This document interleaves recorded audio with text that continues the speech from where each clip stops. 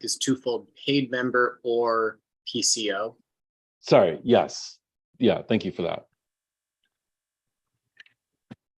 Cody is our PCO chair, and thank you for reminding us that PCOs also have paid member or PCO.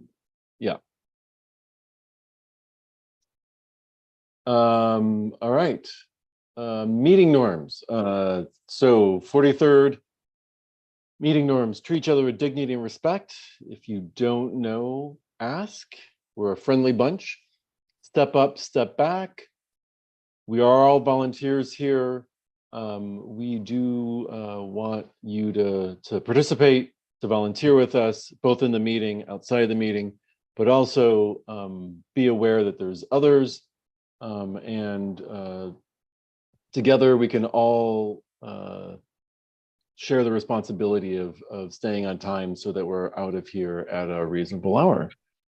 We have done great on that for about 2.5, 3 years, 4 years. So love it. Let's keep it up. General meeting operations. If you need to seek the floor, raise your hand by selecting the reactions in your meeting window and then raise hand. I'll call on you when I see your hand in the order that I see the hands appear. There's some other places where the raise hand might appear, depending upon your version of Zoom. If we need to take a quick poll where we have to do just yes or no, we might use the raise hand feature or the reactions feature, and we'll walk you through that if that time comes. Chat, we are continuing to work through a process of enabling and disabling chat. When we're taking votes, we don't want chat to get full with people talking back and forth, and so at periods during the meeting we will have chat disabled. At other periods we'll have chat enabled, and when we look through the agenda we'll see those areas. Robert's rules, we use Robert's rules. They're just parliamentary procedures to help meetings run more smoothly. You don't have to know all the details to participate. If you want to contribute, raise your hand. We'll help you work through that. Most of the motions are simple: I move, we approve, amend, postpone, etc. As a member of the 43rd, you have right to full participation. So if you need us to slow down, explain something, please raise your hand and ask. And finally, if you're a Robert's Rules rock star, please use it for good and not for evil. We appreciate being able to have a smooth meeting without a lot of parliamentary hiccups in it. All right. Land acknowledgement. The 43rd, I'll start with this. The 43rd pays rent to Real Rent Duwamish, and as part of that, we have these land acknowledgements. Although we are all joining virtually tonight, we'd like to start this event acknowledging that we are on the traditional land of the first people of Seattle, the Duwamish people past and present, and honor with gratitude the land itself and the Duwamish tribe. If you want to learn more about whose land you occupied and have occupied, see the helpful map at native-land.ca. That's http native-land.ca. All right, and with that, let me pull up the agenda and I will paste this into the chat.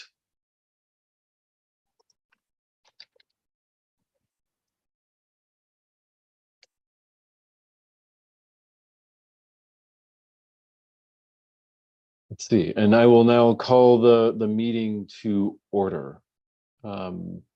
First up, approval of the agenda. Is there anyone who'd like to motion that we approve the agenda? You can raise your hand.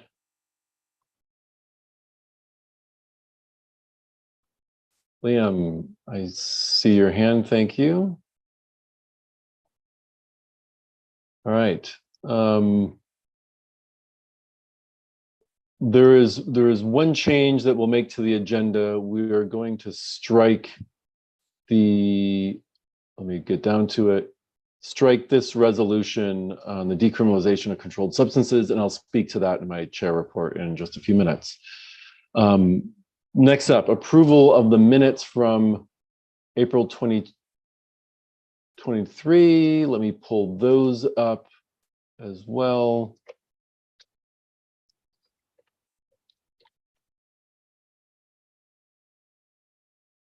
Is there somebody who would like to make a motion to approve the minutes?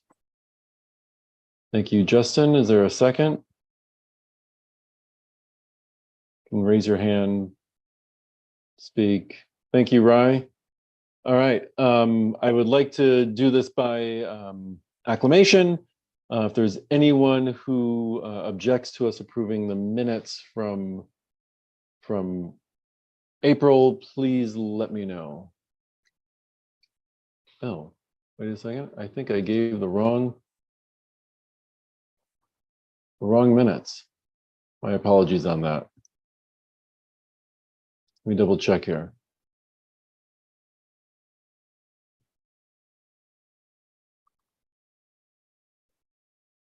Yeah, sorry, these are the minutes.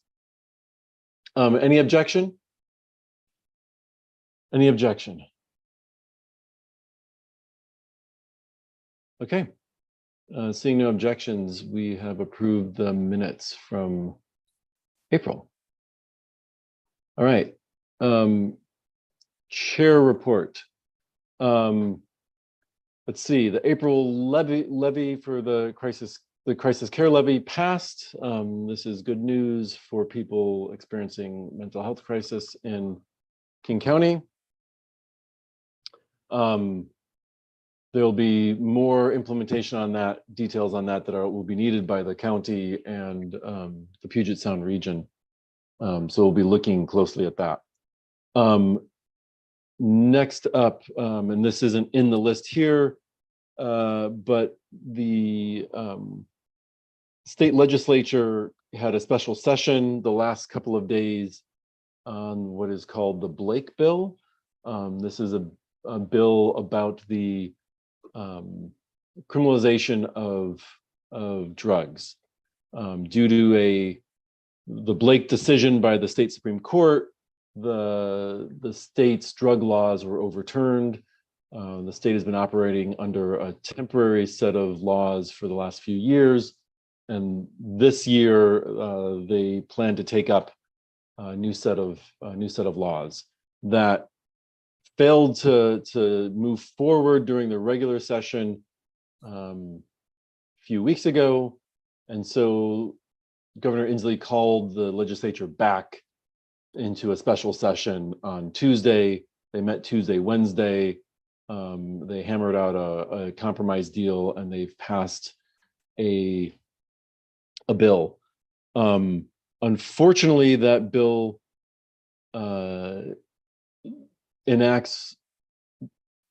levies gross misdemeanors on drug possession and doesn't do enough what science and research has shown of supporting diversion and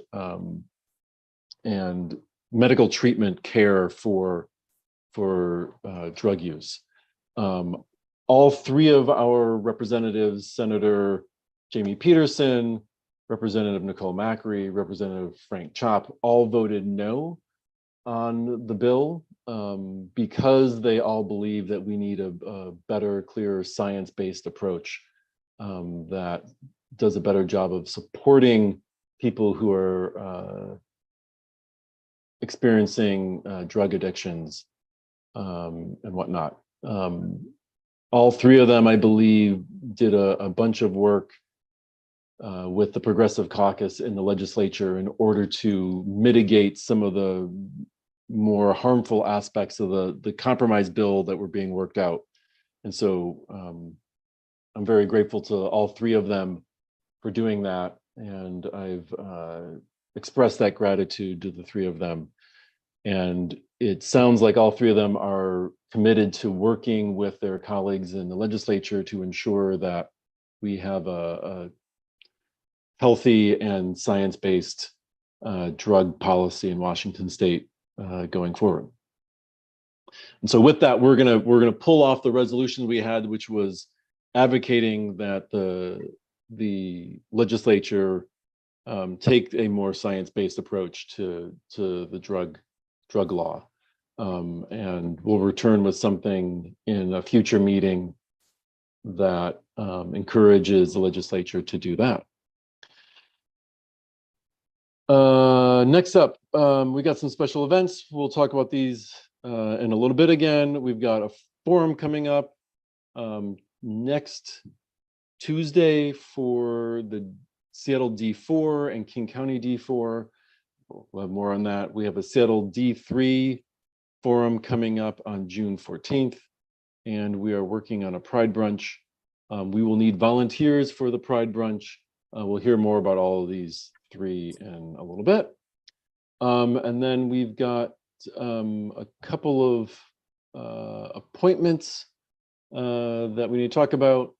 We haven't had a mutual aid subcommittee chair for a few months here, and we're appointing Jen Moon as the mutual aid subcommittee chair. She's going to help ensure that the money that we have designated as the 43rd to help our neighbors in crisis is well spent with them to ensure that they get assistance that they need. And then we have a Young Democrats representative, Evan Ashps. Dawn, am I saying her name right? Ashpiece. Ashpiece. She is on the board of the UW Young Democrats. She has started attending the 43rd exec board meetings. She's bringing a bunch of great energy to the board, and she's been our point person collaborating with Dawn and Jacob on the District 4 forum that the Young Democrats are co-sponsoring with us. So it's great to have her on board. Give me 1 second and I will read you a little bit from her. If I can get my computer to work.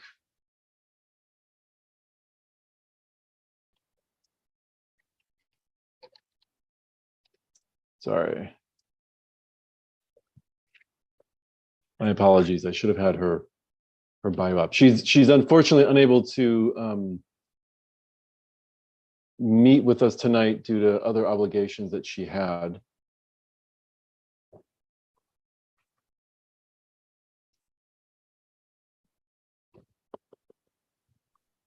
Ooh, my computer is going slow. The Young Democrats of UW are gearing up for their finals, and it's finals week. So things are a little bit, a finals month, the end of the month for them. So things are a little exciting for them. So Yeah. thank you so much. Oh, sorry. Thanks, Dawn. Okay, so a little bit from Evan. I'll just read you what she wrote. I'm a sophomore at UW majoring in political science, and she is the 43rd district rep this year to the UW Young Democrats. I'm super excited to get involved with you guys and make connections outside of UW. The whole club is really looking forward to the D4 forum and hopefully collaborating and hopefully on other collaborations to come. I'm always here as a resource within the university community if there's ever a question or thoughts you may all have as well. So again, she's been great. Love to have her. The board highly recommends her. According to our bylaws, we do need to have approval of the membership to appoint the Young Democrats rep.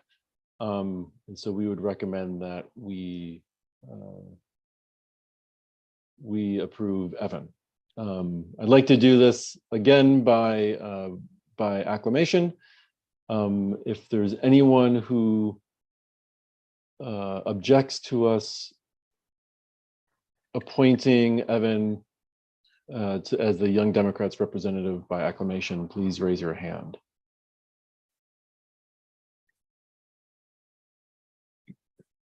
Are there any objections? Any objections? All right. Seeing none, congrats to Evan, even though she's not here. She'll be a great asset to the board, and we do look forward to partnering more closely with the UW Young Democrats and bringing the energy that they all have and the perspectives that they have, even more importantly, to the 43rd. And then we'll have more about this again in a bit, but volunteer opportunities. We have lots of volunteer opportunities. When you sign in today, we ask if you want to volunteer. Just check the box if you do. And Rob has also put a link to the bit.ly URL in the chat. We would really appreciate if you can fill that out and let us know in what ways you can volunteer with us. We're all volunteers here, and we always need more people to help shoulder the work. Ooh, okay. With that, Dawn, can I hand it over to you to talk about and to Jacob to talk about the candidate forums that we've got coming up? Absolutely. So I am putting in the chat where Savory Hall is. It is at the University of Washington in the quad. There is parking. I highly encourage you all to come in person if you can, so you can ask those questions, but it will be live streamed. The capacity is 185 safely with a lot of room to spare in Savory Hall. We're going to have Crystal Fincher moderating, as Paul has mentioned. Rob has a great volunteer forum, and with volunteers, it will make this that much more exciting to have all of the candidates. We're going to have the D4 candidates in the King County Council that live within the D4 district here. We're going to be collaborating with the Young Democrats of UW, who have contributed and gathered many questions from the University of Washington students, as well as the 46th and now the 36th. In this wonderful United Legislative Forum. We're really excited. We really, really very much wish to have you at D4, May 23rd at Savory Hall in person if you can. Bring yourself, bring your questions, bring your enthusiasm and your quest for a better city. And do you also want me to go further into D3 as well, Paul? Or no?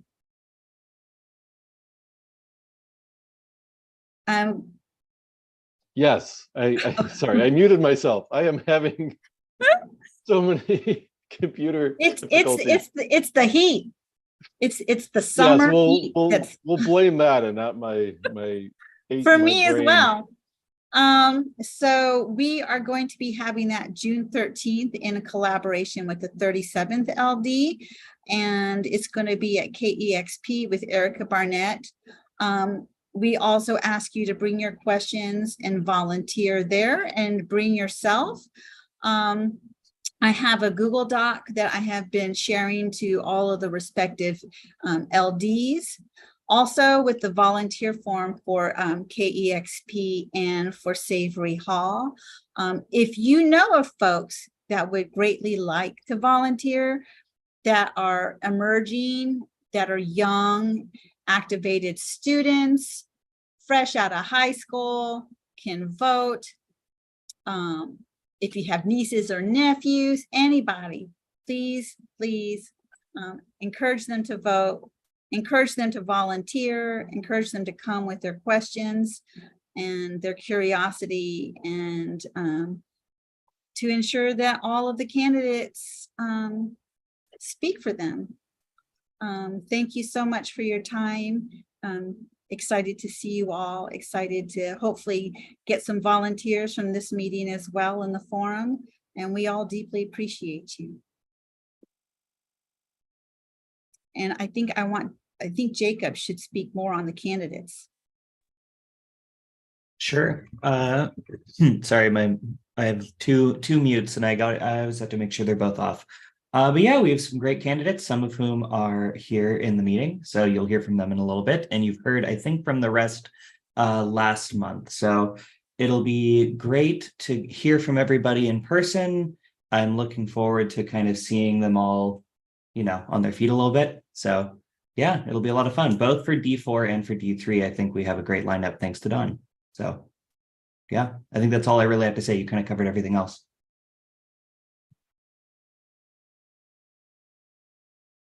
Thank you, Jacob.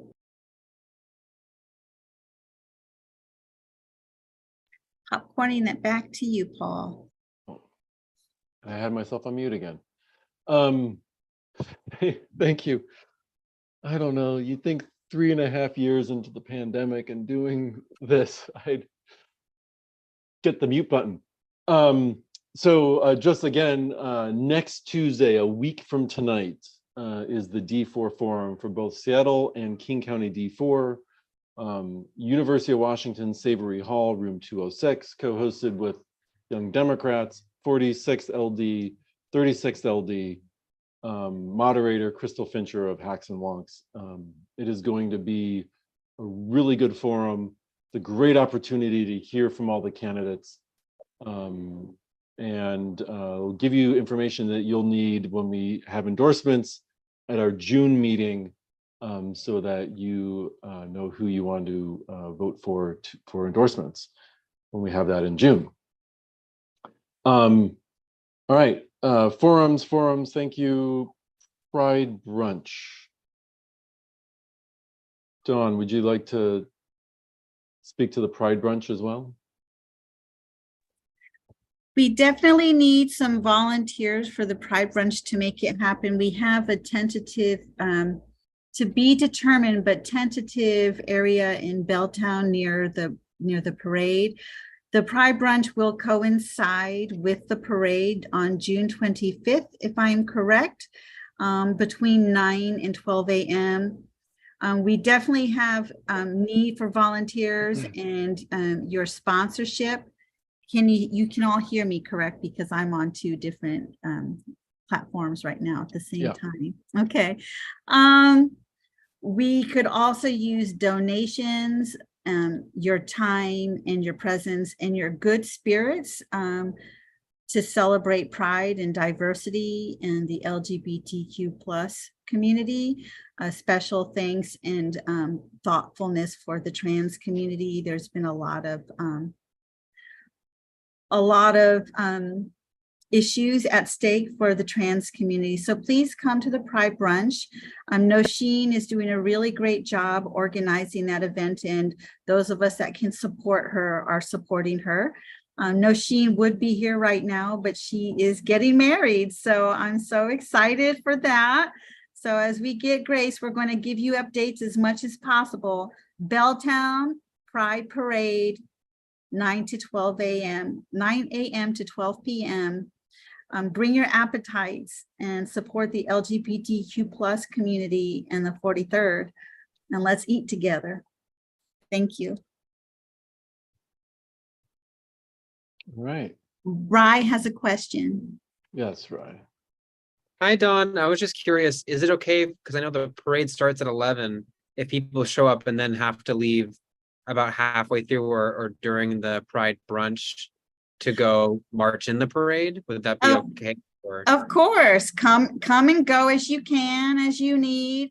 We have it to 12 just in case, because those of us that have participated in the parade, sometimes it goes a little behind schedule too, as we have participated or observed, and that's okay.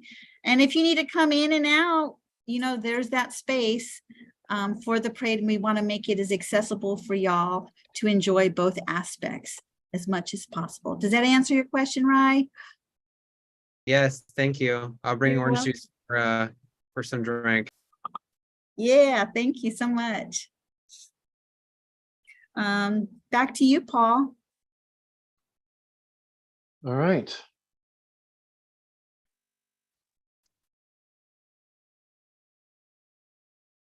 Let's see, Pride Bunch, volunteer opportunities. Later, let me open up the volunteer form that I mentioned earlier. This will be probably the third of 10 times we talk about volunteers tonight. Volunteer form, it looks like this. We ask you a few questions, ask you what you're interested in, whether or not you want to participate in the committees. Paul, you're only sharing the agenda. Oh, really? I think you may have only shared All one right, browser all right. window. Sorry, hold on. Paul is an expert in Teams from his day job, but bears with the rest of us who use Zoom. Volunteer activities. Zoom confounds me.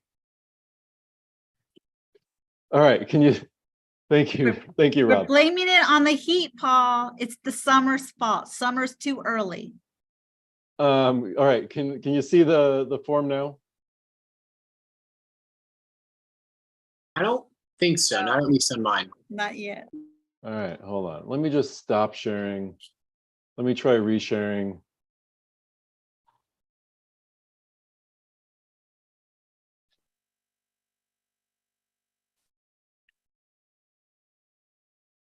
All right, does that work?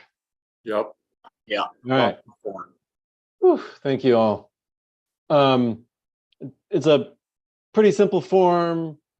Name, email, what sort of volunteering you'd like to do, whether you'd like to participate in some of the committees that we've got, such as meetings and events or communications. And then if there's King County or Washington State Dem caucuses or affinity groups that you're interested in, we'll help connect you to those if you are. So please, please, please, if you're a 43rd member, please fill this out and volunteer with us. If you're not a member and you live in the 43rd, we'd love to have you join so that you can volunteer and work with us. All right, I'm going back to the agenda now. Can you see the agenda again? You're on it. You got it. Whew. All right, and is Emily on the meeting? Zoom, of course, changed up all my windows when I'm on the meeting, Paul. All right, Emily, since my name is up here for appointments, I'm going to hand over the gavel to you for the PCO appointments. Let me Okay. just give a little preamble here. These PCOs that we're appointing are people who live in a precinct that does not currently have an elected PCO.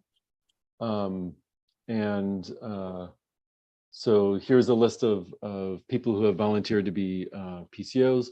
And if people are here, they can speak for 1 minute before we have a vote on them.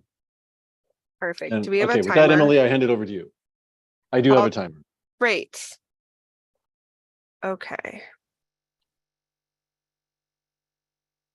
Do we have Brendan on the call?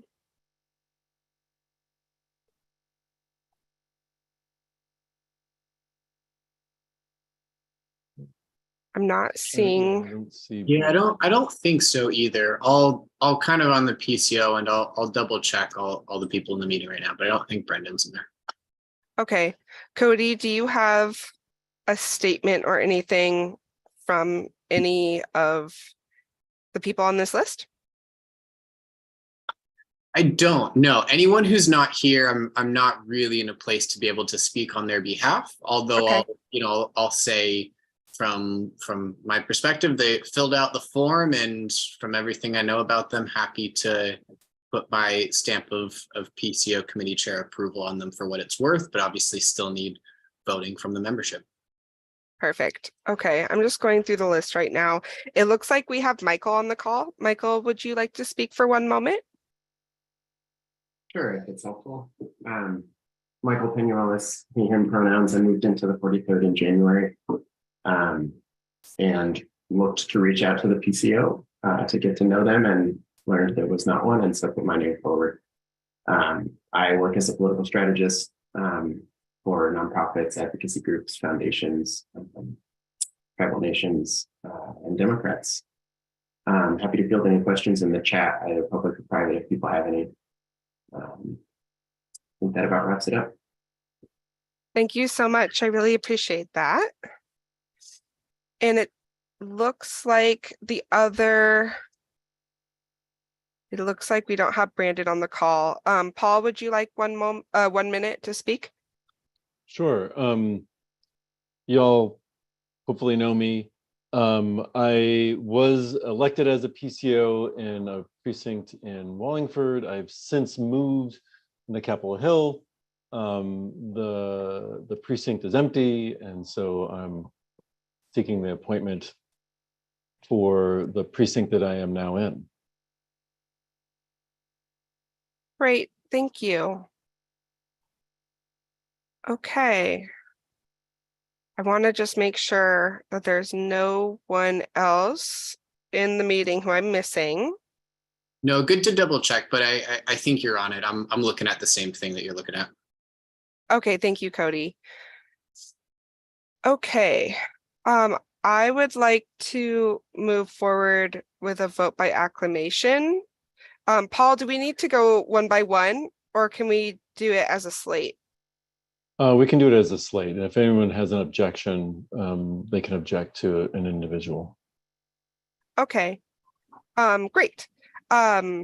Is there any objection to moving forward the vote by acclamation?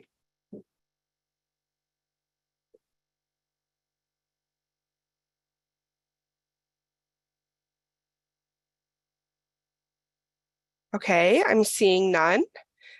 Is anyone willing to make a motion? This is Andrew. I'll make a motion to move forward with a vote of acclamation to appoint the PCOs. Thank you so much, Andrew. I really appreciate that. Rob, I saw your hand. Can I consider that a second? Yes. Great. All right. Any objection to moving forward with this slate of candidates for PCO appointments? Great. Okay. Thank you all. And congratulations to our new PCOs. Shobit has his hand or their hand raised. It was just a clap for the people who got appointed. Yes. Thank you for the clap. Very exciting. Okay, Paul, I'll pass it back over to you. All right. Thank you very much, Emily. Okay. Next up, we have candidate introductions. We have a number of candidates here from races across the city and the county. As you're probably aware, the 43rd touches on many of the Seattle City Council districts, and so we have many of them here. A little bit of preamble. According to our bylaws, we allow candidates for races to come and speak to the 43rd once per election cycle for 2 minutes. And last month we had a number of candidates. This month, we also have, as you can see in the list here, a number of candidates, and we will take them in the order that you see here. I will have a timer up above my shoulder right about here that has the 2-minute timer. And we will also, let me stop sharing. We will also spotlight the speaker. All right. Sorry, give me a second here. I need to, since I stopped sharing, I have to deal with how Zoom rejiggers everything. Okay, participants, let me get, can I bump participants out? I can't. All right, first up, for King County Superior Court, Taki Flavaris. Hopefully I have. Yes, you got it. Okay. Thank you. If you can raise your hand. Oh yeah, 1 moment. And there we are. All right, there we go. Let me replace Here, actually, add me as Spotlight. I have to find the app again. All right. Zoom, I tell you. Okay, here we go. 2 minutes. Thank you. Take it away. All right. Well, thank you very much. Appreciate the opportunity to meet this group and introduce myself. I'm Taki Flavaris. I'm a King County Superior Court judge. I was appointed to Department 38 of King County Superior Court last October. I'm running now to retain my seat. Let me start just highlighting my background and values. I'm the son of Greek immigrants who came from a small village to this country because they saw it as a land of opportunity, fairness, equity, and inclusion. And those values are what drove me to a career in the law and then ultimately to become a judge. It's what motivates me every day in making decisions, managing a courtroom, working on court rules, and engaging the community. In terms of my legal experience coming into this role, there are two main components to it. One was doing complex civil litigation at first K&L Gates and then Pacifica Law Group, where I focused on governmental, constitutional, and policy issues. The other component of my legal career was through the Korematsu Center for Law and Equality at Seattle University School of Law, where I focused on racial justice issues, especially in the criminal justice system. And I also spent a year clerking at the Washington Supreme Court, which is what really got me passionate about our state's judiciary. And again, ultimately led me to this current role. So my two goals as a judge are one, to maintain the integrity of our legal system, and then two, to work hard at its continual improvement over time. And so those are the things that I'm working hard at. It's a job that I love.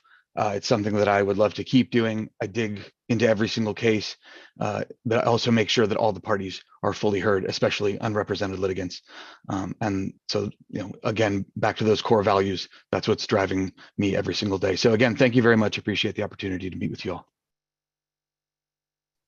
All right, thank you very much. If someone can put Taki's website information into the chat, that would be great. Thank you. Next up, Seattle City Council District 3, Joy Hollingsworth, if you can raise your hand so I can see you and spotlight you. There we are. Spotlight. Okay, let me know when you're ready. Awesome.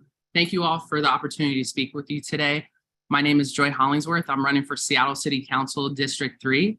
I'm a third generation Seattleite that was born and raised in the historical Central District neighborhood. I'm the daughter of a proud working class family. My father, 35 years Seattle Parks Department, mother, 30 years at King County Housing Authority, connecting families to permanent housing. And my grandmother, who was a public school educator, helped bridge our city during turbulent times during integration. I've been uplifted by people who've helped our communities be a place of growth, opportunity, and prosperity, a place where you had a great paying job, safe work environment, raising a family, owning a small business, and you felt connected to your neighbor. These are my fundamental values. And over the last 39 years, I've seen how local policies have impacted people in the communities that have fallen through those unseen gaps. Some of the issues that I'm going to be working on, safe and healthy communities, ensuring that our first responders are equipped with resources and respond with care to our community's most pressing safety concerns. That's mental health, reduce violent crimes and gun violence. Also housing stability. Our city's expensive and only getting more affordable. I'm currently living in my grandmother's house that she purchased in 1947 for $5,000 that we converted into a triplex back in 2000 when we saw the neighborhood shifting. So supporting policies like expanding investments in permanent supportive housing for our unhoused neighbors, encouraging pathways to home ownership, family housing, and also community-driven solutions for affordable housing options. I'm also a small business owner. And so those are the anchor to our communities. And I saw how 4,500 of our own locally small businesses were forced to close. So nourishing those and encouraging economic recovery. And also communities are stronger when they nurture spaces for youth and families. Our parks and recreation, libraries, healthy streets, transportation, and youth enrichment programs, essential government services. I've dedicated my life to community And I look forward to bridging our community with the 45 different city departments. Thank you. All right, thank you, Joy. If someone can put Joy's website information into the chat, I'd appreciate it. Thank you for that. I should have also said this for Taki, but we hope to see both of you back here next month during our endorsements meeting. Up next, Seattle City Council District 4, Maritza Riviera. You can raise, oh, and somebody's already spotlighted you. Thank you, whoever did that. All right, let me know when you're ready to go and I'll start the timer. Can you hear me? Yes. All right, Oh, here we great. go. Okay. Good evening. Thank you so much for the opportunity to introduce myself to you, Maritza Rivera.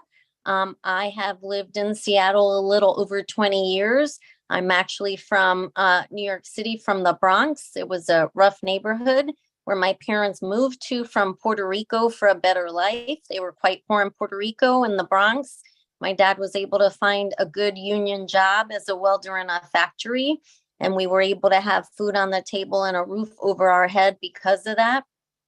I moved to Seattle for a better quality of life and a safe place to raise a family. Then unfortunately this fall, there was a school shooting at Ingram High School where my two girls go to school. I'm running to make Seattle a safer place and get back to the vibrant city that we had when I first moved here over a little over 20 years ago. I have 30 years of public service experience. I have a law degree. I worked in the White House on Hispanic issues. I moved out here and worked for the ACLU. I've worked for City Council member Tom Rasmussen, former City Council member. I worked in the Durkan administration, supporting a couple of deputy mayors with their portfolio of city departments, mostly working on budgeting. And now I work for the Harrell administration and the Seattle Office of Arts and Culture, where I'm responsible also for our budget process. I think we need a city council that's going to work together to address public safety and other critical issues in the city. And I look forward to rolling up my sleeves and having the opportunity to work with colleagues and with this mayor to get Seattle back to the vibrant city with opportunities for all who live here and who want to live here. Thank you very much.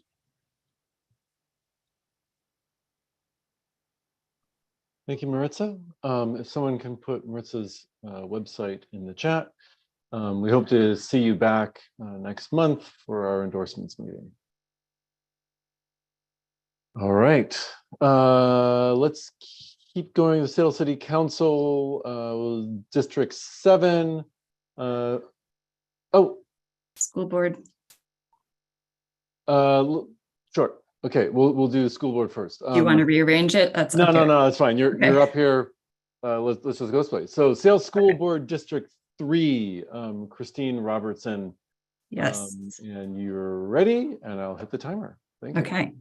Hello, LD43. My name is Christy Robertson, and I'm running for Seattle School Board Director in position 3. Here to tell you a little about who I am and what I stand for. For background, I have a doctorate in science and career experience in technology, and I bring a belief in evidence-based decision-making, transparency, and accountability. My story changed when my son was diagnosed with a disability, and I have struggled with the special education system for the 9 years since then. This led me to a position on the Special Education PTSA board, where I've connected with many families and amazing community activists. I've become more and more aware that addressing issues one family at a time will always be inequitable. Education issues must be addressed systemically. This year, I participated in the legislative session, tracking education bills, communicating with lawmakers, and testifying in Olympia. I have found my passion in fighting for educational justice and inclusion. As we deal with our budget and enrollment woes, we should embrace what makes public schools special. We educate all children. I believe this looks like relationship-focused, community-centered, restorative environments. I want to elevate the district's inclusion initiative making sure we consider the needs of students furthest from educational justice, disabled students, advanced learners, and the intersections between them.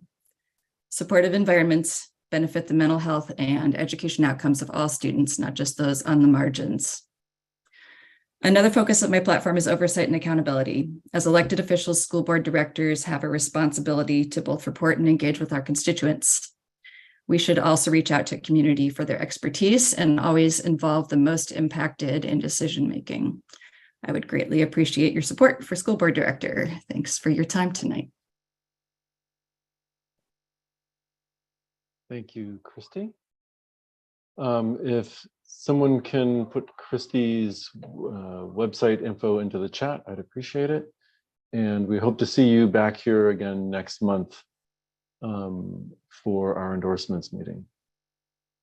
All right, and now up, Seattle City Council D7. For those who might not know, D7 is downtown, and then it goes up into Queen Anne and parts of Magnolia. All right, Olga, if you can just test your microphone to make sure it's working. Is it working? Yes, it is. All right. Awesome. Hi. Thank you so much for having me here. It was a long day today. We just announced today, so what a timing. Thank you again for having me here. I am running for City Council position 7 in downtown Seattle. I am a small business owner. I own a place called Pirushki Bakery. I'm an immigrant from Russia, and I have been here since 16 years old. And besides, of course, safety and everything that all the new council members are focusing on, business is my big concern. My district is an economic engine of the region. So downtown needs to have a very good representation for business, because business pays 60% of the city revenue. So I would like to be a voice for small business that is struggling, and I would like to bring some pro-business conversation into our city, and understanding that there are amazing employers in this city that want to support the city. And I'm looking forward to work with those amazing employers. I'm looking forward to work with amazing employees, and hopefully work hard for this city for lonext 4 years, and learn a lot and listen a lot, and create, come and look at all the values and everything that we can change with the business background, and understanding, not just understanding, but feeling how it is to run a small business in Seattle. So thank you so much for this opportunity.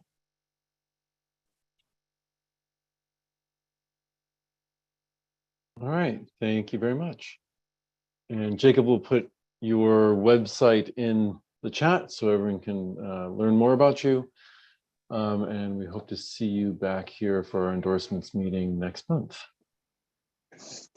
Next up, King County Council District 8, Sophia Aragon. Yes. Ah, there you are. Here I am. Can you hear me okay? Yes, we can. Great, wonderful.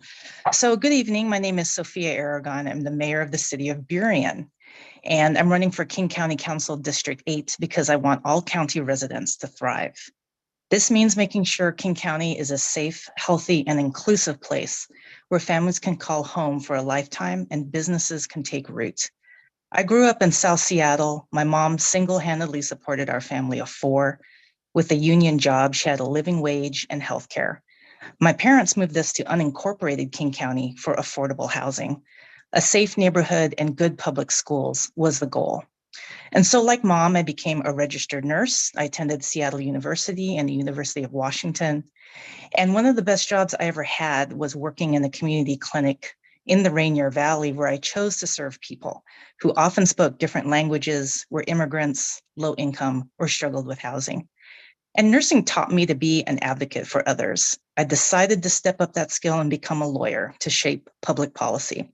So in Olympia, I advocated for workplace safety, healthcare for all, and getting toxics out of the environment. Because I believe strong public policy creates opportunity. I want to create the conditions where everyone has a chance to succeed. So as mayor, I know that representation matters. As a woman of color and Asian immigrant, I took a stand on Asian hate. I supported a co-response model for police and fire so that mental health crisis is not treated like a crime.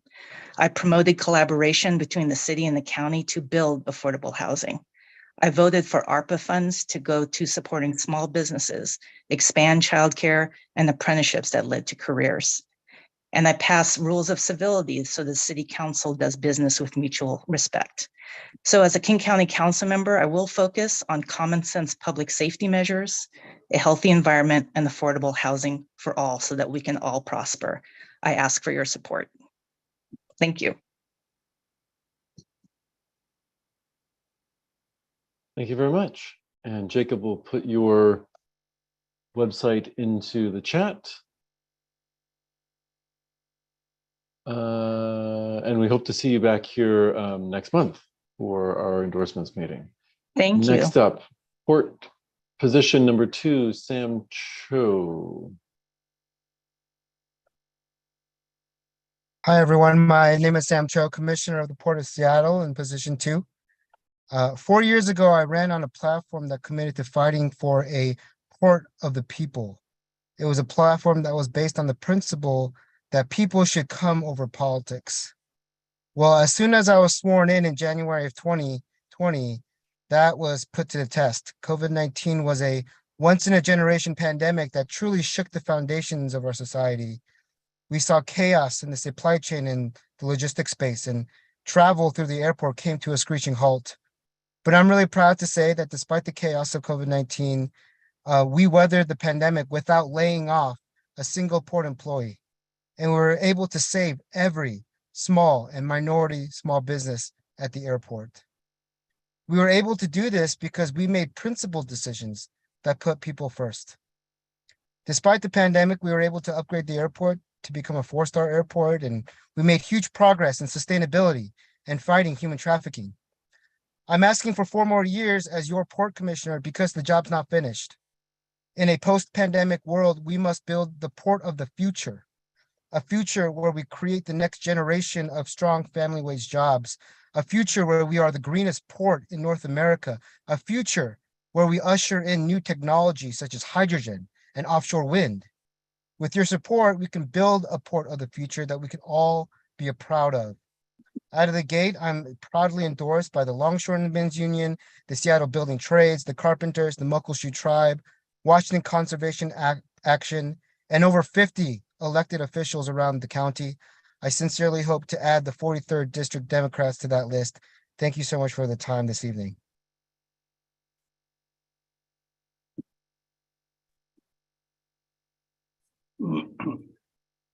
Oh, I was on mute again. Thank you. And Jacob will put your website information into the chat. Let's see. We have next up port position number 5, Jesse Tam. Hold on a second. Can you hear me? Yeah, just give me 1 second. I need to.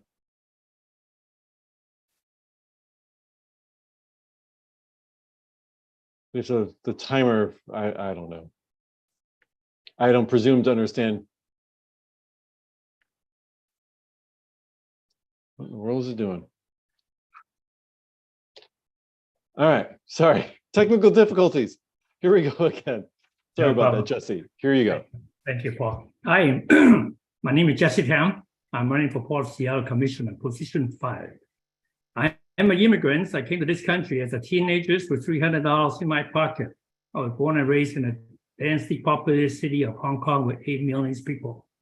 My home used to be very close to the port of Hong Kong, one of the largest one in the world.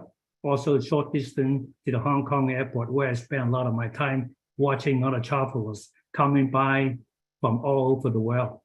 But I came to this country, to a small town in Twin Falls, Idaho, and later on finished my school in Boise State University and got my undergrad degree. I paid my all the years of colleges with 6, 7, 8 jobs and worked very hard to get my education.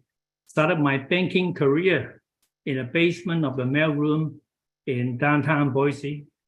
22 years later, I was the CEO of a bank I formed in downtown Seattle. I was proud to be a community banker, a commercial banker, to serve the community. Throughout the years, I have learned to serve the community in Rotary, volunteers at Seattle U as a mentor. The reason I run for Port of Seattle Commissioner, I have 4 focus. Number 1, I think the economy right now is a very challenging time, nationally, statewide, as well as regionally. We need to rebuild our economy, protect our jobs for all the workers. Second, I believe the accountability issues in the Port of Seattle need to address carefully. Going forward, to maintain the $1 billion coming down the pipeline need to be managed well.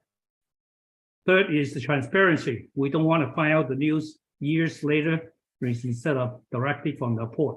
Last but not least, most importantly, the port has a responsibility socially to all our young working class families in this area, protect our environment so we can all enjoy and live here, this generation and many more generations to come.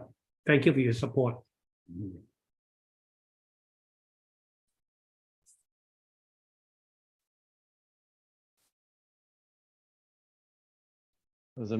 Thank you, Jesse. Jacob will put your website into the chat so everyone can find out more about you, and we hope to see you back here again next month for our endorsements meeting. Next up, and I believe this is our last one, King County Assessor John Wilson. Good evening. Right. Let me know when you're ready, Paul. Oh, go for it. Good enough. Hey, good evening, everybody. Great to see all of you in the 43rd. I see a lot of familiar faces. You know, when I ran for assessor first 8 years ago, I promised I'd be an activist assessor. And by God, I have been. We've accomplished a lot of things, significant policy wins, like fighting to protect senior homeowners from soaring values. But more needs to be done, and that's why I'm asking for your support again. We've brought efficiency, fairness, and innovation to the assessor's office while helping in the homelessness and fighting for housing affordability. You know, working with community organizations, we went to Olympia to get some of the most sweeping reforms of the senior and disabled property tax exemption program in decades. As a result, literally thousands of our neighbors can now stay in their homes, saving thousands of dollars each year off their property taxes. Responding to our housing and homelessness crisis, and it certainly is a crisis, we became a national leader in identifying surplus public lands and vacant underutilized private properties that could be used for innovative short and long-term housing. We developed a groundbreaking taxpayer transparency tool that allows you to see how much upcoming ballot measures will impact property taxes, whether you're a homeowner or a renter. No more guesstimates on how many lattes it is or how many slices of Pagliacci pizza. It gives you a dollar number. My office also spearheaded technological innovations that increased our accuracy of our field data, improved our productivity. But most important, there's more that needs to be done. Our property tax system isn't fair. It isn't equitable. Right now, roughly 80% of all property taxes in King County are paid by residential taxpayers. That's homeowners and renters. That means corporate taxpayers pay less than 20%. We've got to change that, and I'm determined to go to Olympia to fight for the change to make that happen. But I need your support. I need to be reelected, and I will go to Olympia and fight for that. All right. Thank you, John. And Jacob will put your website into the chat so people can learn more about you and your campaign. And we hope to see you back here next month for our endorsements meeting. Thanks, Paul. And with that, that's all of our candidate introductions. Again, thank you to all the candidates. Your website should all be in the chat. And again, we hope to see all of you back here for endorsements next month. All right, moving on. Next up on the agenda, we have, let me put this in the chat. We have a resolution on sweeps. Give me a second here while I pull it up.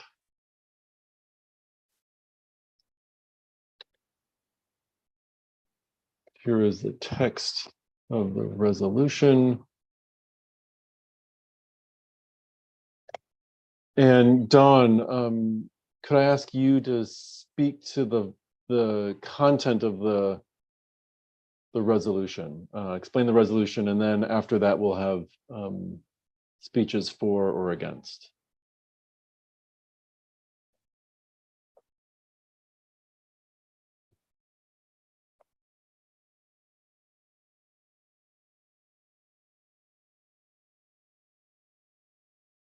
Dawn, are you available?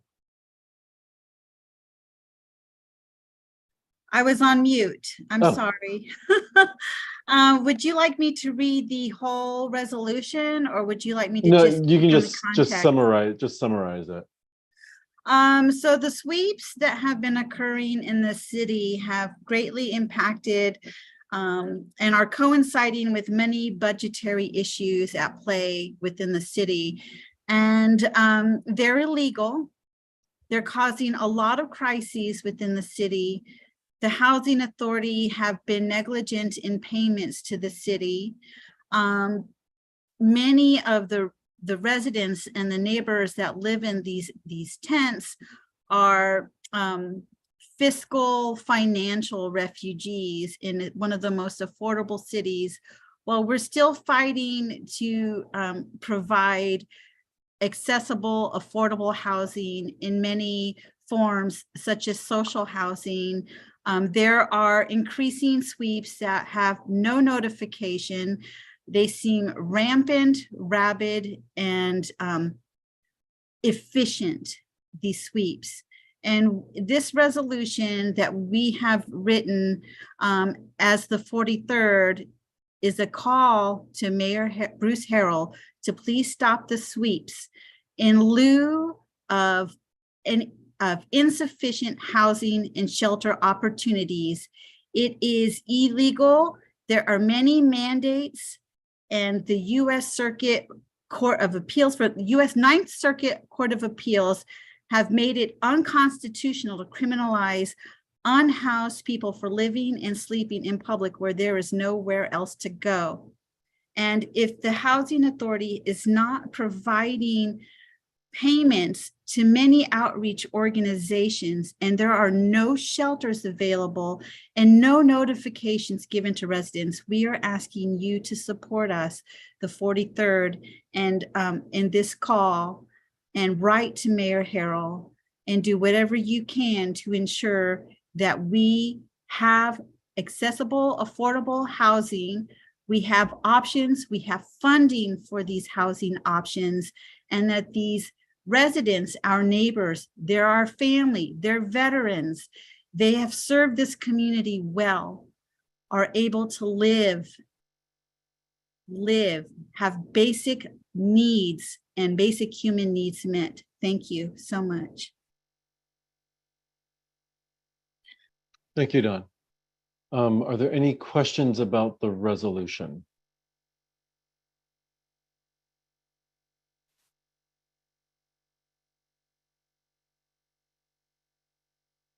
Any questions about the resolution?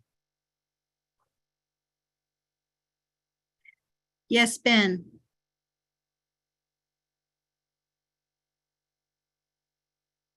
Sorry, Ben, you'll need to unmute.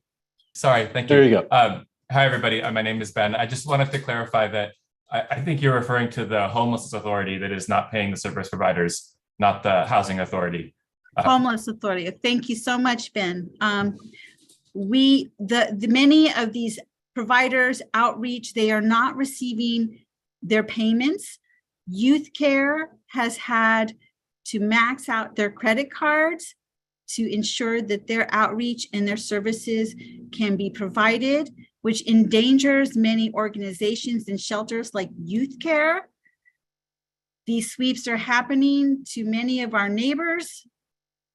And until the funding is given to many places and organizations, we cannot ethically ask to sweep our neighbors, our relatives, our veterans, our refugees. These are fiscal refugees. Yes, Rye. I just wanted to offer a friendly amendment to see if we could CC our state legislatures in the 43rd. Because I know a lot of the funding for the social housing is stuck in the state. So maybe we can expand our call to action to ask that city council also go after a lot of the state funds as well. Just wanted to offer that up. Thank you, Rye. We have not received the full funding, correct, for social housing that the residents have voted on. Yes, Linda. So my understanding is that our legislators have worked really hard to put millions of dollars into housing, including social housing. Do you have information to the contrary? What is the ask on information to the contrary of legislation and their work? What is the underlying explicit question that you are asking me, Linda? I'm saying my understanding is that our legislators have supported putting millions of dollars into the state budget over several years to fund housing, including social housing. Do you have information to the contrary that that money has not been voted in? We have not received the full funds as the social housing authority that the city has accrued to us. There are multiple mainstream media reports on Seattle Times and Publicola that you can read that are explaining in explicit detail the lack of funding given to many outreach organizations, Linda. And I'm telling you, as a social housing authority member, that we have not received, and the city has not released the full funds that the city and the politicians and you, the public, have voted on to release all of the funds to social housing. Yes, Rob. I think Linda's comment goes to Rye's suggestion of, if Rye is suggesting that we should add the state legislators, do we think that the state legislators are the ones blocking? And it sounds from your comments like it's the city council, not the state legislators. I see Linda nodding. So I'm wondering if maybe we could just move forward with the original resolution, ignoring the proposed amendment. The state is not distributing our funds. I feel like this would be something that the body of the 43rd and our chair and our vice chair can make the decision on whether to make that amendment. Yes, Paul. If I can try to thread the needle here, and also thank you all for your indulgence in this. This isn't quite Robert's rules process here, but we're all good with that, I think. I've got Rye's amendment still here, and we will have a yes or no on that in a little bit here. I think Linda might be pointing to this, and Linda, I see your hand up, and you can speak in just a minute. That our 343rd representatives, Peterson, Chop, Macri, all three of them do certainly appear to be all in on housing and to be doing what they can for housing in Seattle and across the state. Frank Chopper here, he would give us 45 minutes of all the great things he's been doing for housing in the last few years, right?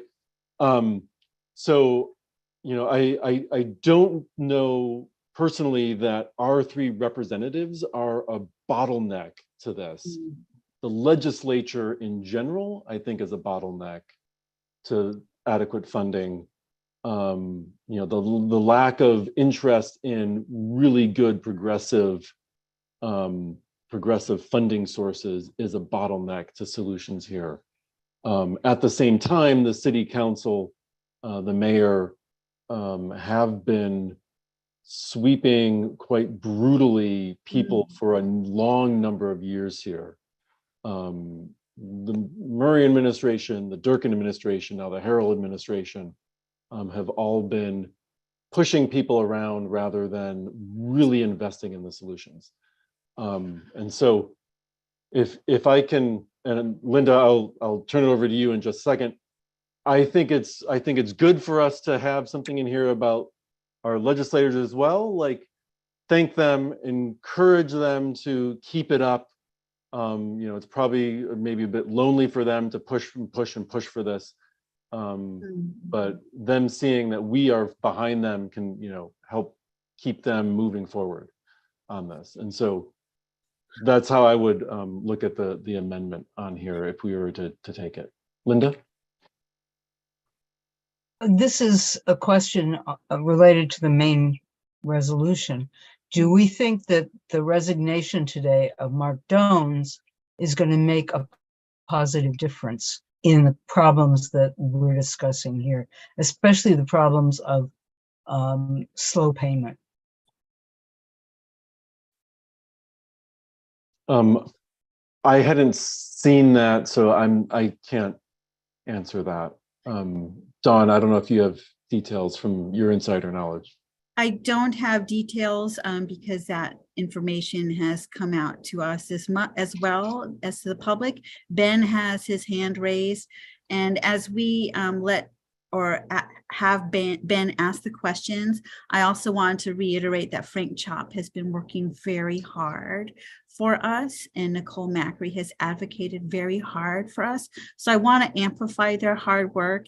And as Rob said, Ben would come probably with colorful language right here if he were here in this meeting right now and telling you how ridiculous it is at this point. But please speak, Ben. All my colorful language came out while I was muted there, fortunately for you. So firstly, just for those of you who don't know me, this is my first time joining this group, but I know many of you here. I happen to be a member of the implementation board of the Regional Homelessness Authority, which is why I wanted to make sure that that group specifically got blamed for not paying its bills. I think Mark's resignation came very suddenly to everybody, and I think everyone is still processing that, and it's really too early to know what that means in practical terms. I think this resolution does pretty accurately call out that it is the city of Seattle and not the RHA that is doing the sweeps now. The RHA has done a number of what they call encampment resolutions. I think in Mark's farewell letter, they called out that they had done 13 encampment resolutions. An encampment resolution and a sweep are things that are, similar in some ways. Really, just depends on who's using the terminology. I think the RHA would say that when they do an encampment resolution, they really focus on getting people into a path to permanent housing, whereas the city's sweeps are more focused on getting people into shelters. My reaction to this resolution is that I love the spirit behind it. Sweeps, when you just are moving an unsheltered person from one place to another, really serve very little benefit and can cause real trauma. I also really support the call here for more social housing and other forms of public housing and other forms of affordable housing. But I think where I see a gap is in between when we stop the sweeps and when we create affordable housing is a very, very long time. And we need something in between. As of, we don't have great data on this, but the number of open shelter beds, open permanent supportive housing units, open emergency housing spaces is very, very small in our county. There's simply nowhere for people to go.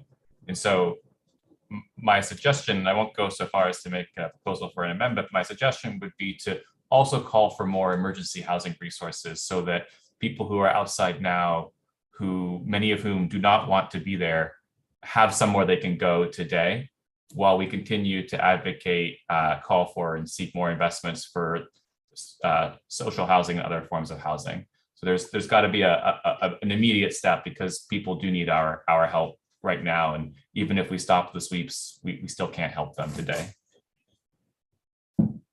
Thank you, Ben. Thank you, Ben. Sorry, Paul. I don't mean to speak over you. There is an amendment by Rye in the chat of point of clarification that he meant to CC them and send them the letter as a way to keep them in the loop in the power resolution so that they continue to help support. And Mariah or Maria Mitchell, I don't mean to mispronounce your first name, asks if we can move to motion, opening the floor and giving current council members on the call a few minutes to make a statement of the resolution to stop the sweeps if they wanted to, regarding any work being done or homelessness or sweeps specifically. Rob has his hand raised as well. And thank you, Ben, and thank you for those very important points. And thank you for your accountability and your kindness. Thank you for your amendment suggestion. Yes, Rob.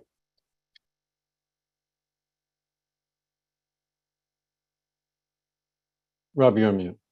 Thank you. If members of our body want to debate the resolution, I think that would be in order. But opening the floor to potential elected officials or candidates without broad notice, I think would be out of order at this time. There would be an opportunity for candidates or elected officials to make statements during good of the order as well, though. Yeah. But I see your hand, Jane. Just give me a second.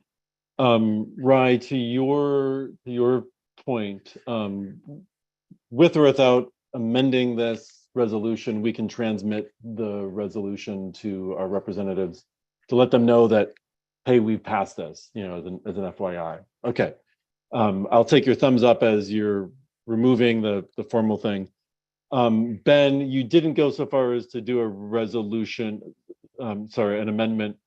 But if you would like to, we could consider something right in here, increase the supply supportive housing. So before this, increase the immediate supply of emergency housing resources, something along those lines, if you would like to make a amendment of that sort. Sure, yes, I would like to make that amendment. I think that's exactly right. Emergency housing, you know, I think is the term of art. Okay. Thank you, Ben. Jane, just one minute before you do that, before you speak, is there any objection to us adding that language to the resolution? Namely, to increase, Ben, correct me if I get it wrong here, to increase the supply of emergency housing. Okay. Yeah.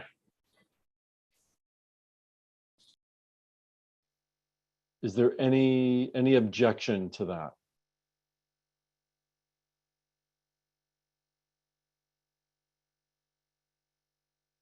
All right, seeing none, we will take that as approval by acclamation. All right, Jane. If you can unmute. Thank you. Can you hear me? Yeah, thank you.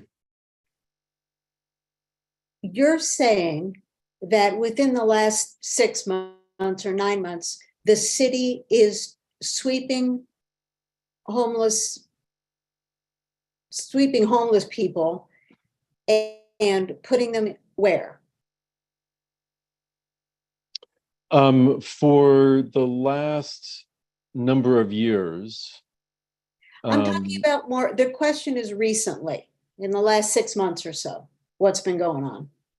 Yeah, so for a number of years, we've been sweeping people and putting them pretty much nowhere. In the last 6 months, we've continued sweeps and continue to put them pretty much nowhere.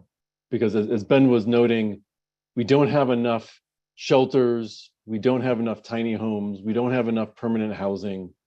And so we are engaged in, you know, essentially a game of, a game of musical chairs, of just pushing people around the city without enough housing and resources to help them. Everything I know, not everything, but on this subject, a lot of what I know is from the Seattle Times. And those stories, I mean, I've read all the ones about how organizations aren't getting money and so on.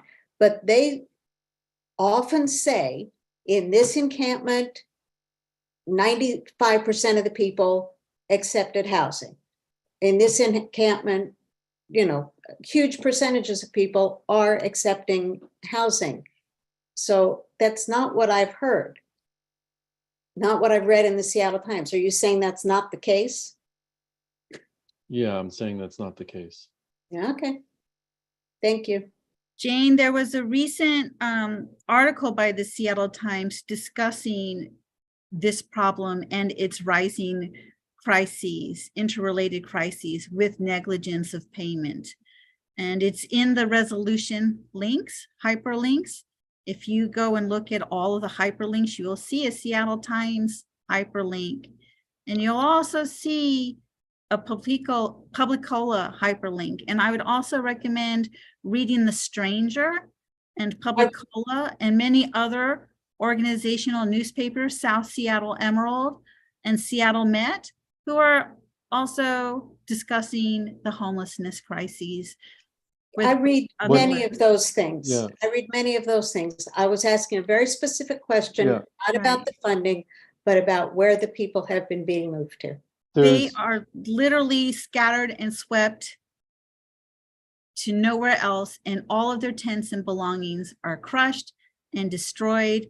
And many of our residents continue to help as much as they can, but we are all resources and we are exhaustible, Jane. And these sweeps are costing the city and all of us more money than it would take to provide housing. I'm sorry, Paul, I overspoke over you. Yeah, no, that's okay. Jane, there is typically an offer of housing, but that very often ends up as an inadequate shelter, or there isn't enough shelter space, or the shelter doesn't allow pets, or the shelter doesn't allow partners to stay with them, or the shelter has hours that don't work with the person's job, so they can't get in and out, etc. And so while there is a offer of housing in a large number of those cases, not a majority of those cases, it simply is inadequate to the needs of the people, because we simply don't have enough beds, we don't have in shelters, we don't have enough permanent housing for people to move into. Many times they're offered housing at a tiny home facility or shelter, and then they go there.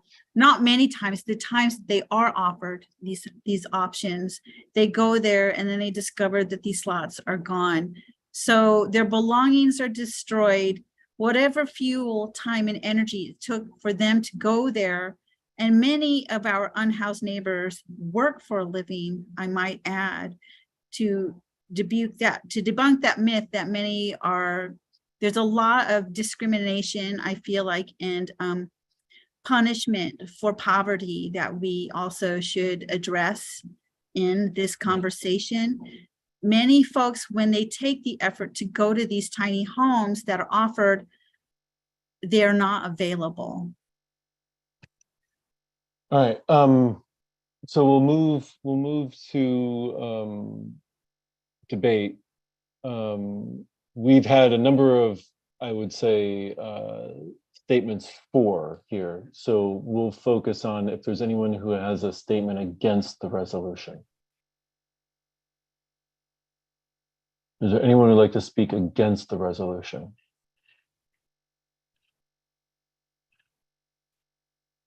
And I'll put the resolution text in chat again. Linda has her hand raised. Yes, Linda. I'm not really speaking against the resolution as a whole, but I think there's something missing from it. And that is, we have housing that's been purchased by the county that is not open because we don't have the staff to give it the supportive staffing that it needs to be opened.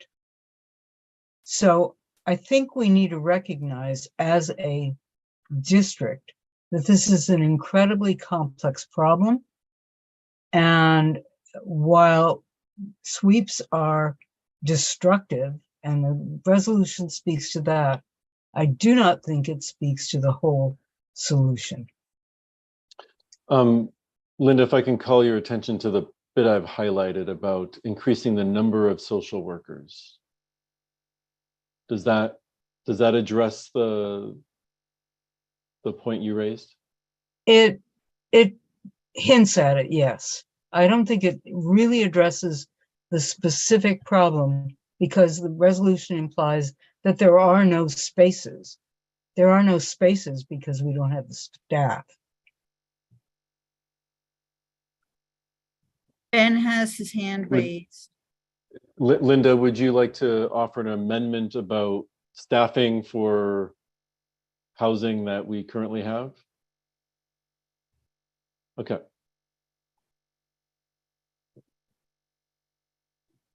Ben? So I appreciate the debate on this and the nuanced viewpoints. Since it's something that I spend a lot of time thinking about, I'm happy to offer a few more points of view here. One of them is that. Sorry, Ben. Are you speaking against the resolution?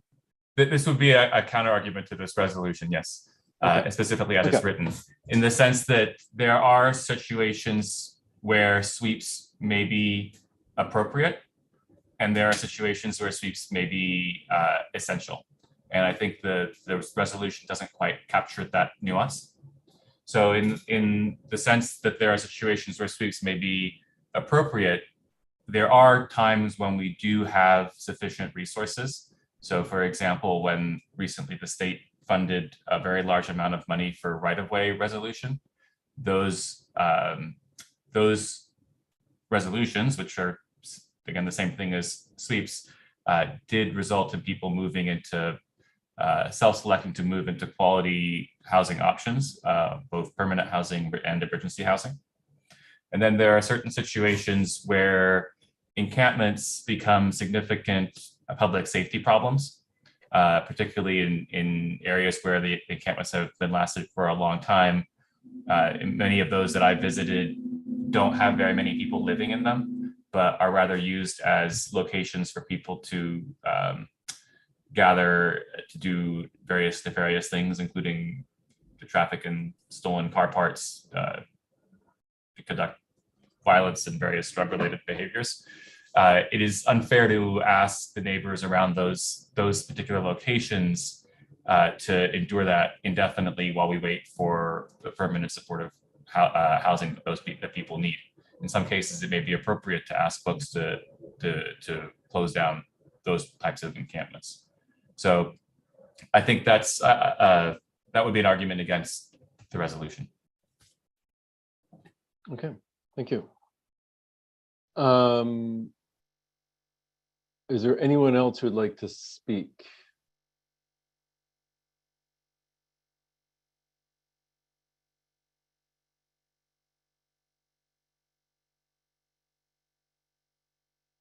Okay, Rye has motion to end debate and adopt the resolution as stands. We got a second.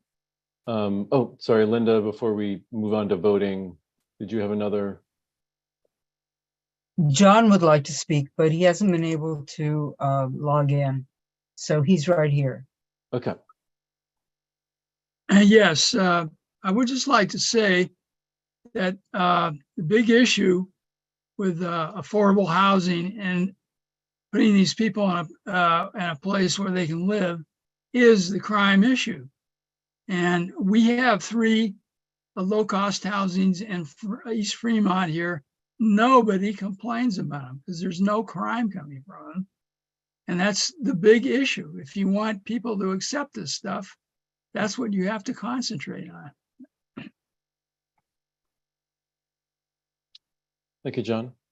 All right, so we have a motion to adopt the resolution. We got a second. As is our pattern with all of our votes, I will ask that we vote this, that we adopt this by acclamation. And so if there is anyone who objects to us adopting by acclamation and prefer that we go to a vote, please raise your hand. I see Linda's hand, I see Jane's hand. And so, yes, we'll go to a vote on this. Rob, the voting form that you created is a multi-vote form, correct? You're on mute, Rob, if you're trying to talk. I think Rob's internet went out. Oh. Oh no. He had our voting form. He sent the link in the Slack channel. Yeah, I'm putting the link Okay, into all the, right. I'm putting the link into the chat right now. Okay. Here is the link to the chat right now. Do you have it all? Everyone can access it? Yes. Excellent. Yes, we do have the quorum. Jane, your hand is still up. I just wanted to make sure. Okay, thank you. All right, so here's the form. We do have another resolution to talk about. You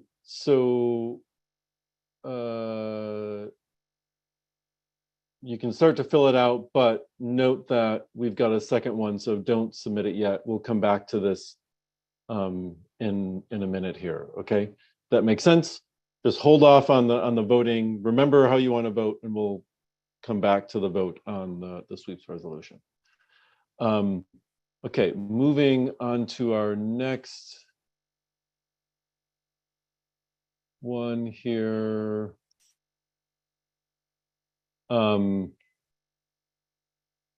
This resolution on the decriminalization of controlled substances, this was the Blake bill that I talked about at the beginning.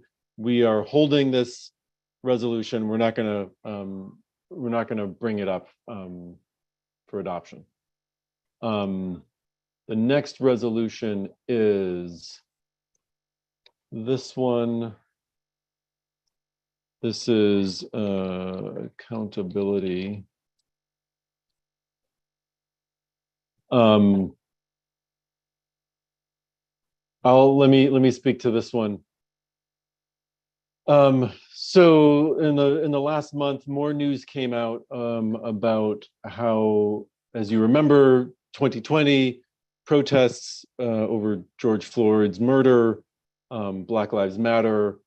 Within our district, in the heart of the district, there was massive protests over police brutality. There was a response by the city and the police department.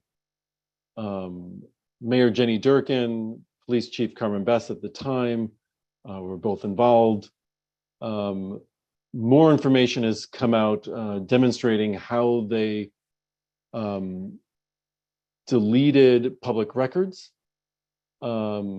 namely texts that they were obligated by state law to maintain.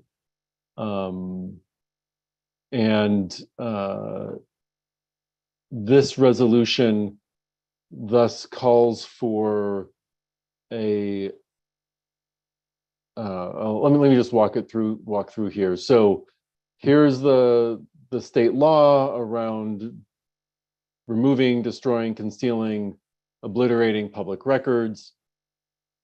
Texts between government officials on government phones are public records. Forensic information has come out that both Mayor Durkin and Chief Best manually deleted thousands of texts.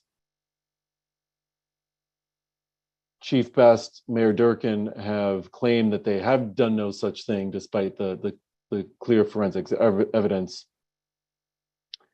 They used so they were both involved in the decision to abandon the East Precinct, which precipitated, according to some, the CHOP, Chaz, and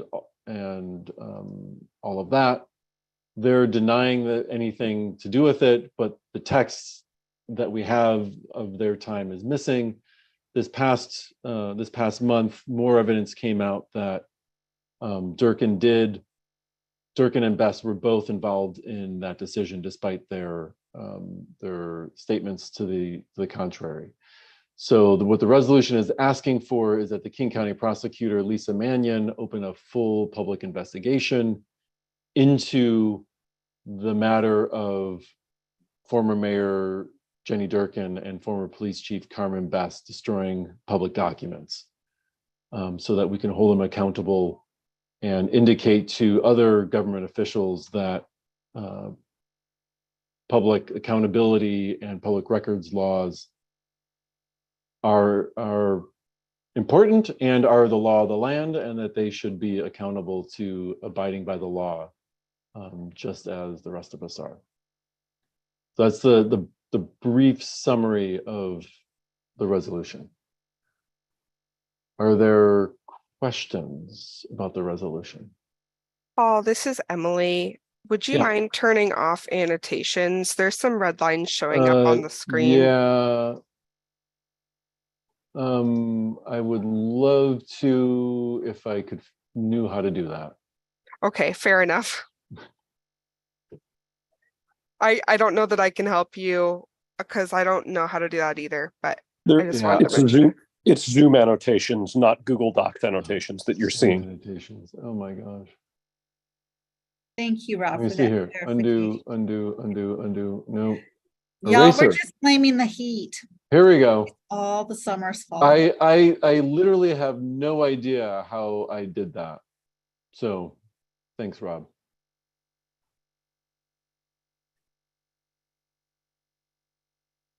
Any questions about the resolution?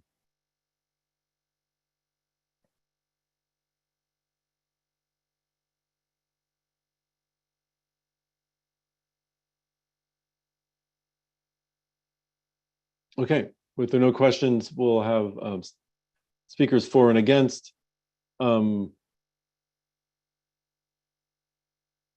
will speak for, and then I'll ask for if there's anyone who wants to speak against. Just very briefly, I think that for government officials, laws should matter, and that when government officials break the law or appear to have broken the law, they should be investigated, just as any member of the public who appears to have broken a law is investigated. By not investigating these events where Mayor Durkin and Chief Best, according to forensic analysis used in recent court cases showing that they've deleted the text, the fact that we're not investigating that leaves the impression that government officials are above the law. And I don't think that's the sort of democracy that we want to live in. Okay, is there anyone who would like to speak against the resolution?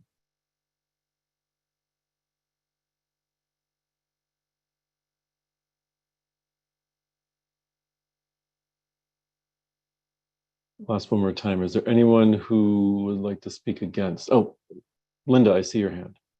This is a question, not Okay. a speech against. Okay, yeah. Is Mannion's office the appropriate place to put that investigation? Very good question. The city attorney should be the one investigating. However, this current city attorney is not at all likely to start an investigation. And so the next rung in the ladder is Lisa Mannion, King County prosecutor. Attorney General Bob Ferguson has said that without a referral, he's unable to go and start an investigation. So yeah, I'd love for city attorney to go, hey, wait a second, this shouldn't be the case, but current city attorney is not about to do that. So thanks for the question. Is there anyone who would like to speak against the resolution?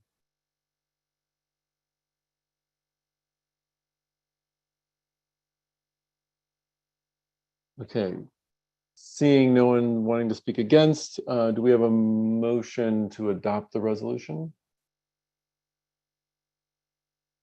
Justin, I see your motion to adopt. Is there a second? Rye, I see your second. Thank you. As we do with all our votes, we'll start off by a vote of acclamation. Is there anyone who objects to us adopting this resolution by acclamation? Linda, I see your hand. Is that an I objection? think, yeah, I think Okay, this all right. is too important to do that way. All right, thank you. Okay, so now we can turn to the form that Rob has created. I'll put it into chat again.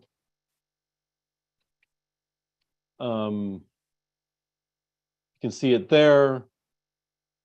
Put in your voting code, vote on the sweeps resolution. It doesn't matter what you do for question 3, decriminalization, because we are not voting on that resolution. So check abstain on that one, since it is required. And then we will vote on the 4th question, investigate Mayor Durkan and Chief Best.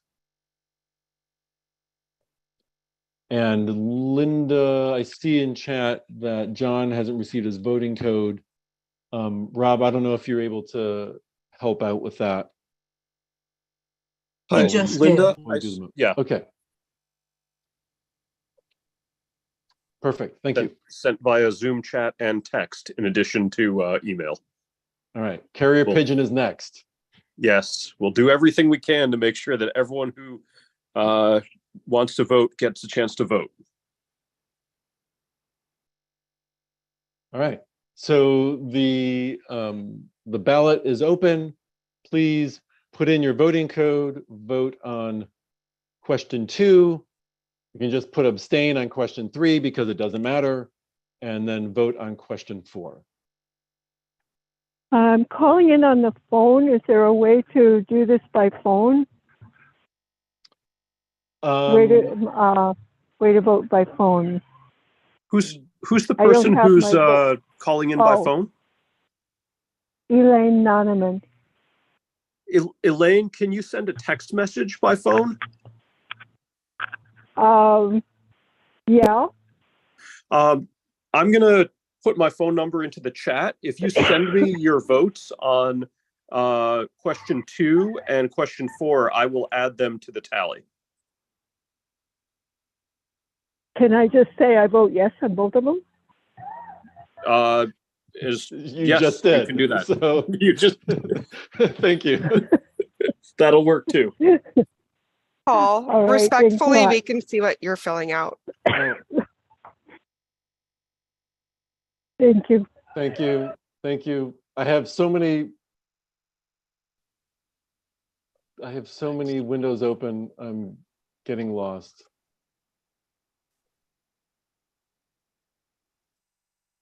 Thank you, Emily. Paul, you are now on the land acknowledgement. I'm just going to stop sharing. Fair enough.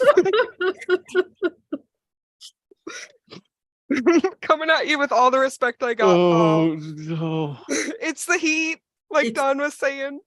I need Zoom training or something. Oh my gosh. We're blaming it all on the heat. Zoom and the spring summer are not having it today. Also, Can we thank all- you, Vivian, in the chat. All Sorry, right. I didn't mean to interrupt you. I'm sorry. Can we vote on by acclamation that Zoom and spring are not synchronous tonight? Yes. Rob has posted also in the chat the volunteer form, so I'll plug that again. We'll leave the voting open for another few minutes.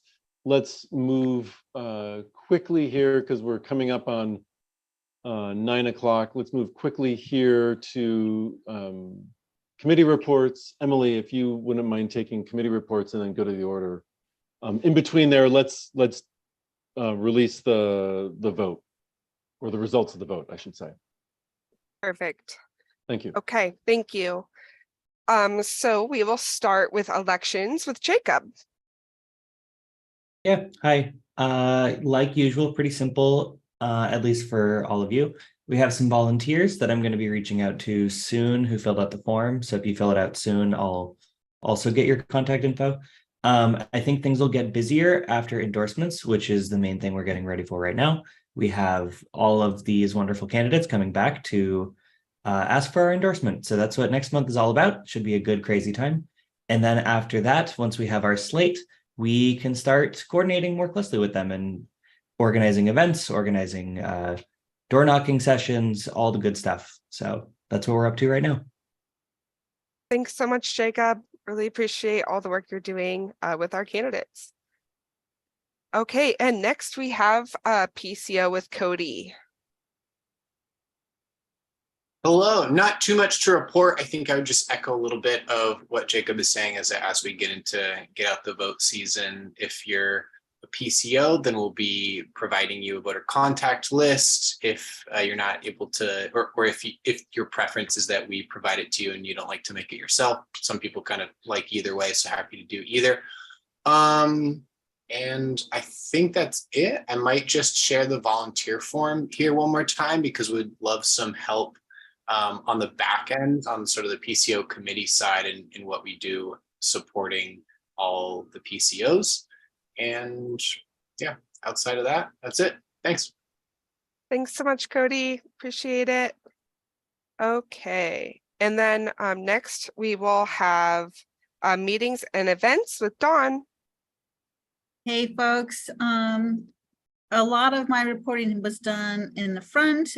We have 2 fantastic forums, and I'm doing my very best to support Nosheen in fundraisers by procuring really cool events and food. We really need your help. Volunteer if you can, and also show up. We're trying to find many ways of having these in person, still hybrid, but we are wanting to bring you back and see you in person and greet you warmly. We need a lot of help in the back end, as Cody was saying, with many events. I'm looking to refresh events by procuring new venues, making them energetic, inspiring, educational, and fun, enjoyable, because we need voters and we need to educate them and we need to synergize and energize these events and meetings. So please, if you know folks, cousins, nephews, nieces, family members, please bring them in if they want to help, if they're yearning to learn how to contribute to the community. If you want to come help, please, we could use all the help we can to refresh many of the events and meetings and bring in voters. Thank you so much. Appreciate you. Thank you, Dawn. And thanks for all the work that you're doing about all these great events coming up. I'm so excited. And next we are going to move to technology with Rob.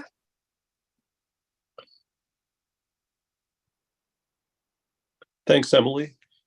Thanks everybody for bearing with the many pointers to our volunteer form and our new sign-ins, our new sign-in and voting attempts.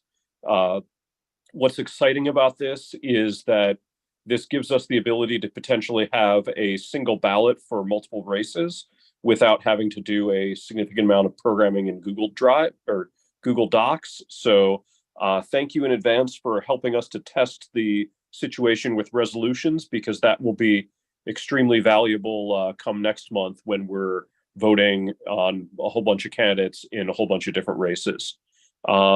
If it's useful, I have the results from the 2 votes that I can report now. I see nodding from the acting chair. Yes. Sorry, Rob. Go ahead, Paul. Let's just make sure that there's nobody who had trouble voting before we officially close it. Yep, there were 27 people who signed in, and as of a minute ago, there were 23 votes. So I do have Elaine's vote that we'll manually add, but if you're one of the 4 people who signed in and has not voted yet, please take a moment to vote. If anyone has not been able to vote, if you can just raise your hand. You were reading my mind, Paul. That's what I was sorry, going to say. sorry. I'll I'll be quiet. Take it away, Emily. All right. Well, as Paul said, if you are having trouble, will you please raise your hand in the meeting? That way we can make sure to capture how you vote. I want to just give it a second just to make sure.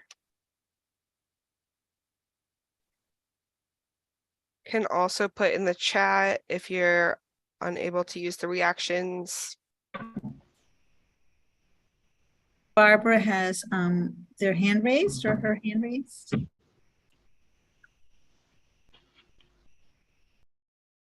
Barbara, were you able to vote? Yes. I was having trouble, but I think I've got it now. Wonderful.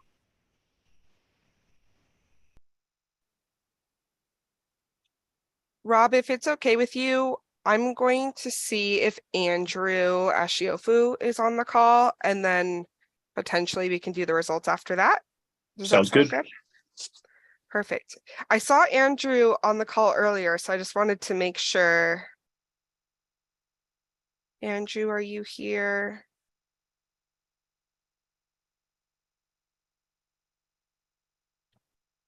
Okay, I'm not. I can speak to King County, and I can speak a little bit to state, and I'll also ask Rob to speak some to state since he's a state secretary. Perfect. Yeah, that sounds great. Thank you. So for King County, the big thing that's happening right now is endorsement interviews.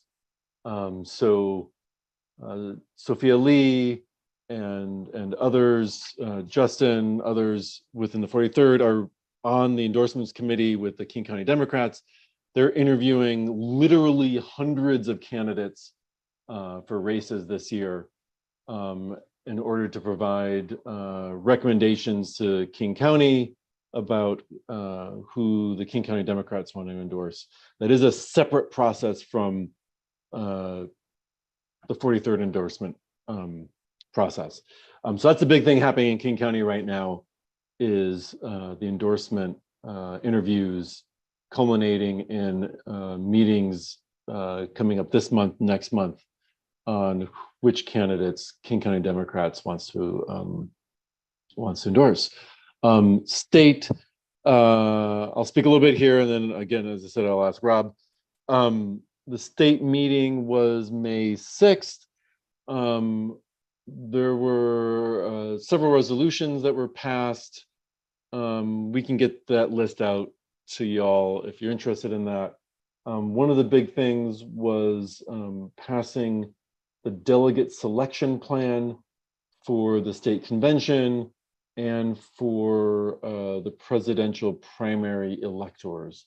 So these are people who then eventually go to the state convention to elect, who eventually go to the national convention to elect the Democrat for president, candidate for president. There was a significant change this year that was proposed to change the number of delegates to the state convention from representative based upon the Democratic vote in a legislative district to being a flat number for each legislative district. So I might have my numbers off just a little bit, but it's basically like this. For the 2022 state convention, the 43rd had, I believe, 43 or 45 delegates that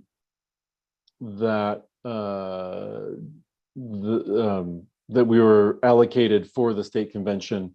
The coming state convention, because of equal number of delegates across all LDs, will have, I believe the number is 20.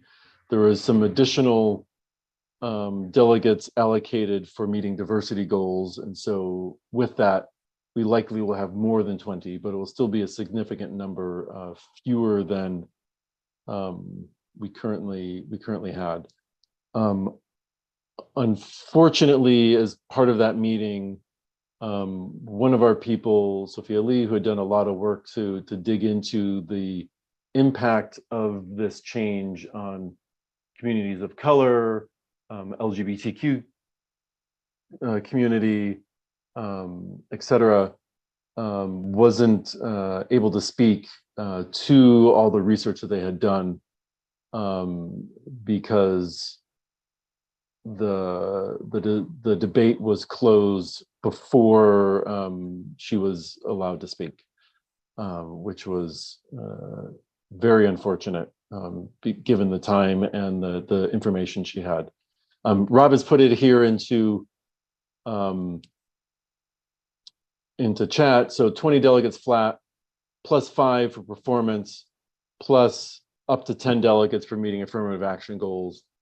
So that does, give a little bit of differentiation amongst LDs based upon democratic performance, but nothing like what we had back in previous years. So, and with that, Rob, I'll turn it over to you to talk about anything else that might have come out of the state meeting. I think you hit the highlights, and we're at 9 p.m. So okay, I'll withdraw. Thank you, Rob. Emily? Yes, I don't believe that Amy is on the call. No, yeah, that's why So I we spoke. can- That's why yeah. Rob and I spoke to Yeah, I just wanted to make sure to give space if needed. But with that, we are at 9:01. So unfortunately, we don't have time for good of the order. But I want to thank all of you. Oh, go ahead, Paul. We I need see the your- results of the vote. Thank you for catching that. Okay. Rob, go ahead. Can you all hear me? Yes. Yeah. So resolution, stop the sweeps, resolution to Mayor Bruce Harrell had 17 yes, including Elaine, and 7 no. That's so by a vote of 17-7, the resolution passes. There were 20 abstentions on the non-relevant one. And then the resolution investigate Mayor Durkin and Chief Best to King County Prosecutor et al. Had 24 yes and 1 no. So that one also passed. Thank you, Rob. And with that, I'm sorry, I should know this. Do we need a motion to adjourn or can we adjourn? If we could, if there's just very short good of the order, if anyone has anything super brief.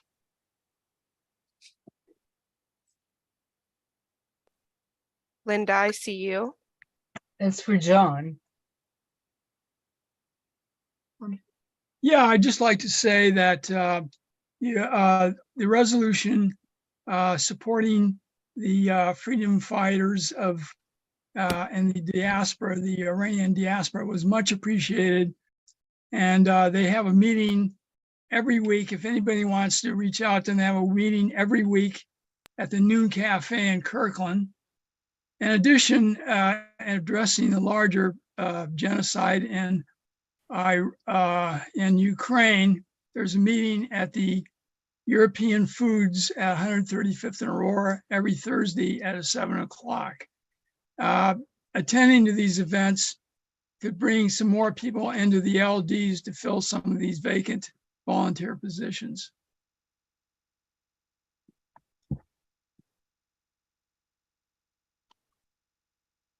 Thank you, John.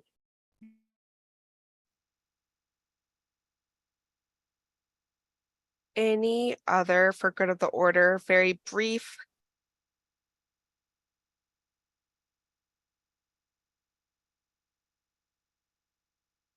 All right, seeing none, is there a motion to adjourn? A motion. Thank you. Is there a second? Rob, I see your hand. Thank you. And with that, we will move forward with adjourning. Thank you so much, everyone. Really appreciate your time this evening. Thank I really you, everyone. appreciate And all we'll the see you. Thank Sorry, you. go